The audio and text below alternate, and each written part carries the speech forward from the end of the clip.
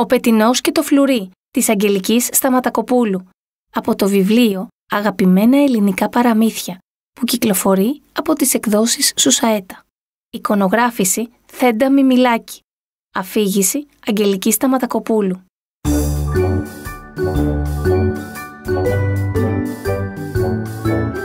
Πολλά ψέματα είπαμε, μεγάλα σαν κουκιά. Ας πούμε και ένα τόσο δα, μικρό σαν φασολιά.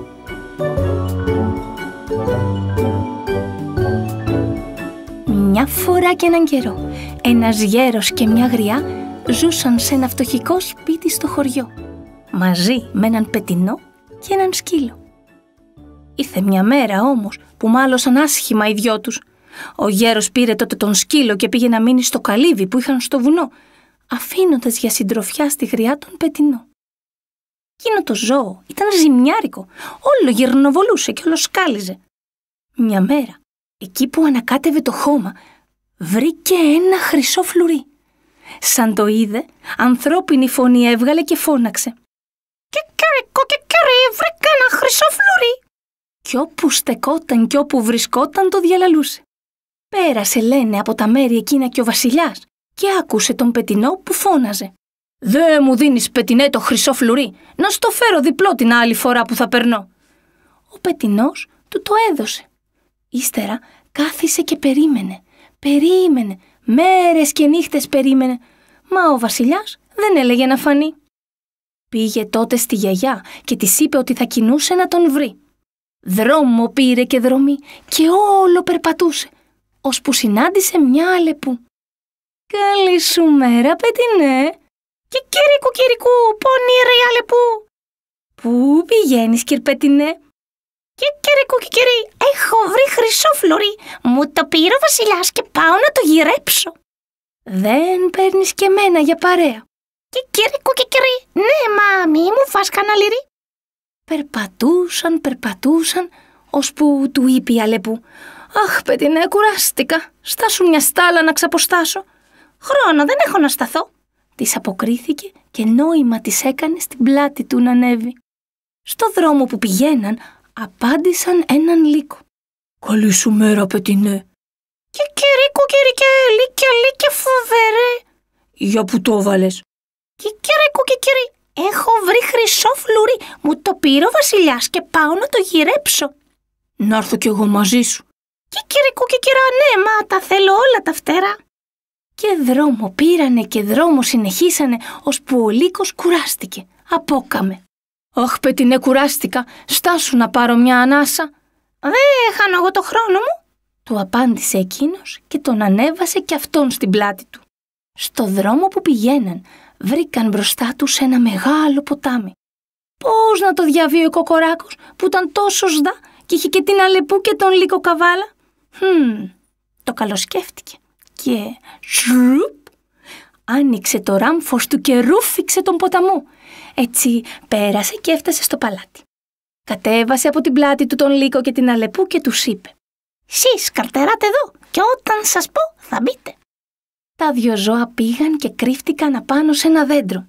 Στάθηκε και ο πετεινός μπροστά στην πόρτα τη χρυσή, πήρε βαθιά ανάσα και φώναξε: «Κικυρίκου, κικυρί, είχα ένα χρυσό φλουρί, μου το πήρε ο βασιλιάς και πίσω δεν το δίνει».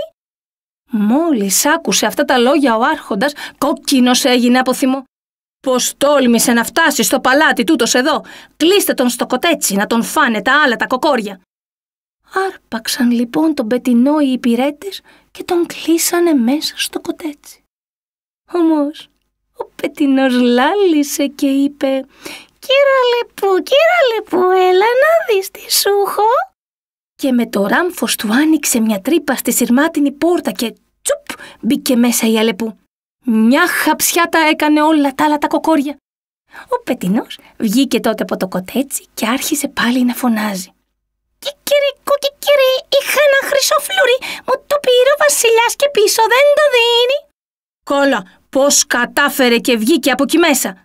Πετάξτε τον στα άλογα να τον ποδοπατήσουν», διέταξε ο βασιλιάς.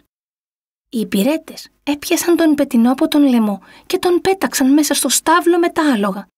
Τότε ο πετεινός λάλησε και είπε: «Λύκε, είσαι εδώ?» έλα να δεις τι σου έχω. Και με το ράμφος του άνοιξε το μάντολο από του στάβλου την πόρτα και να σου μπήκε μέσα ο λύκος. Όρμησε στα άλογα και εκείνα όπου φύγει. Ο πετεινός βγήκε τότε από τον στάβλο και άρχισε να φωνάζει. Και κύρι, είχα ένα χρυσό φλουρί, μου το πήρε ο βασιλιάς και πίσω δεν το δίνει. Τούτος πάει γυρεύοντας, πιάστε τον και ρίξτε τον στο φούρνο, έδωσε εντολή ο βασιλιάς. Άναψαν τον φούρνο οι υπηρέτες, έπιασαν τον πετεινό και τον πετάξαν μέσα. Ο πετεινός όμως άνοιξε το ράμφος του και ξεχύθηκε όλος ο ποταμός που είχε πιει. Κι έτσι ο φούρνος έσβησε. Και για να μην τα ξαναλέμε, ο πετεινός άρχισε πάλι να φωνάζει και ο βασιλιάς τι άλλο να κάνει. Δεν άντεξε και του είπε: «Βάλτε τον στο σεντούκι να πάρει το φλουρί του». Μπήκε λοιπόν στο σεντούκι ο πετεινός και άρχισε να καταπίνει τα φλουριά. Και αφού τα έφαγε όλα, ένα μόνο το τσίμπησε με το ράμφος του. «Και κύριε, το βρήκα το δικό μου το φλουρί», φώναξε και έφυγε. Περιχαρής ο πετεινός ξεκίνησε να πάει πίσω στο σπίτι της γριάς.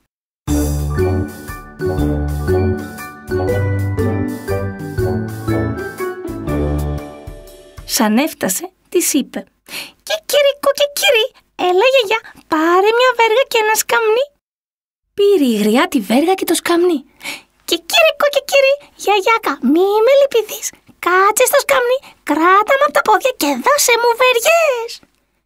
Η γριά παραξενεύτηκε.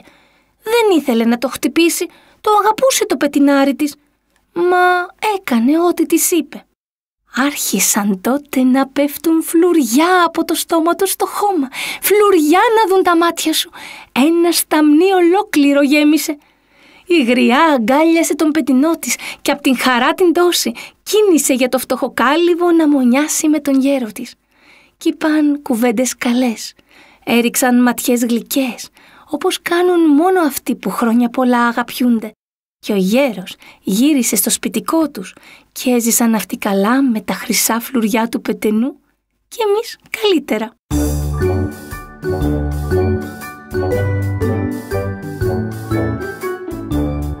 Ήταν το παραμύθι «Ο πετεινός και το φλουρί» της Αγγελικής Σταματακοπούλου από το βιβλίο «Αγαπημένα ελληνικά παραμύθια» που κυκλοφορεί από τις εκδόσεις Σουσαέτα. Εικονογράφηση Θέντα Μιμιλάκη. Αφήγηση Αγγελική Σταματακοπούλου.